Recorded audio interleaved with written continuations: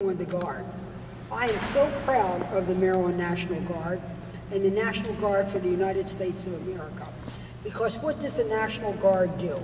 It protects and defends. It protects over there when the Commander-in-Chief asks you to deploy, whether it's Iraq, Afghanistan, Desert Storm, peacekeeping. But it also protects and defends right back here in the United States of America. And the Maryland Guard is right here in Maryland. Whenever there is a disaster, whenever there is a danger facing our state or our country, who do we call up? We call up the National Guard. The Guard is always there. They're always there for America. They're always there for Maryland. And I want to let you know I'm going to always be there for the National Guard. But right now, the National Guard is under attack, not from a foreign foe, but from the budget. Right now, there are green eye shades at the Pentagon that want to cut the Army National Guard by $1 billion. $1 billion. That would mean the National Guard would be reduced nationwide by 15,000 people, and in Maryland, we could use as many as 300 to 500 National Guard. Now, out of all the things the federal government spends money on, I think we ought to be spending money on protecting us from whether it's from a hurricane or a terrorist attack. I want to make sure that what we do is to look out for the National Guard the way the National Guard has looked out for us. I'm concerned not only about the loss of people, but the loss of equipment. And I am announcing today that I am supporting a national commission to study the Army force structure so that we get a second opinion on what is the right thing to do, the right way to do it, so that we have the best 21st century military that a nation can provide, and that the National Guard is in the forefront and not in the back of the line getting cut. Part of this independent review would take a look at the total Army requirements, its capabilities, its security, interest, and how we meet what we need to do for the 21st century. This is not unusual.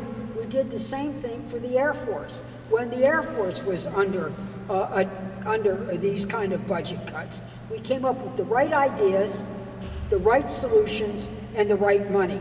That's what I want to do for the National Guard. Every state loves the National Guard. The governor of the state of Maryland, Governor O'Malley, actually wrote to the President of the United States saying, don't cut the Guard.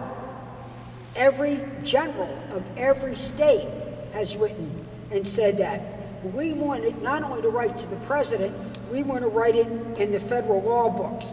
So this year, as we move our Appropriations Committee, I want this commission to give us a second opinion so that we can do it right. This National Guard here is so treasured. One of the earliest militias, going back to the colonial days, was the Maryland Guard. During the War of 1812, the Second American Revolution, which we're going to commemorate, it was the Maryland militia that saved Baltimore and actually saved America at the Battle of North Point.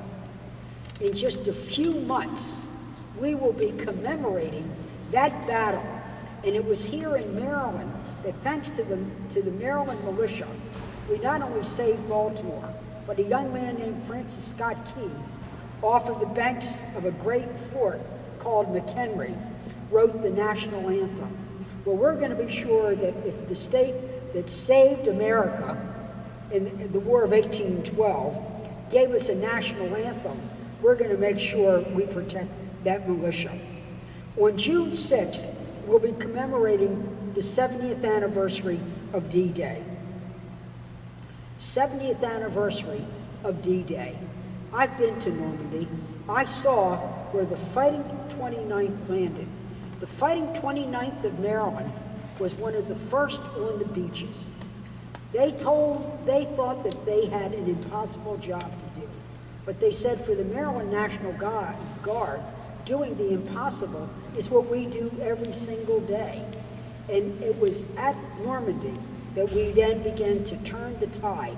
And thanks to the Maryland National Guard and the people of the United States military, that we saved Western civilization.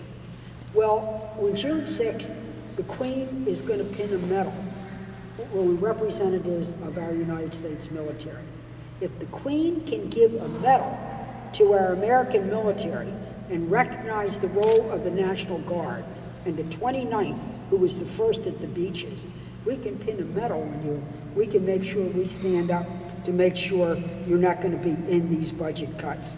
So we want to be sure that if you were first in line to save America and save Western civilization, we're going to be first in line to save you from the budget cuts. So I want you to know, in behalf of myself and the entire Maryland delegation, we want to thank the National Guard, the Air and the Army for what they do every single day and every single way. We know that some of you are full-time, but actually you're all of the time. You're ever ready to be able to stand up for this country and to follow what a president or a governor asked you to do.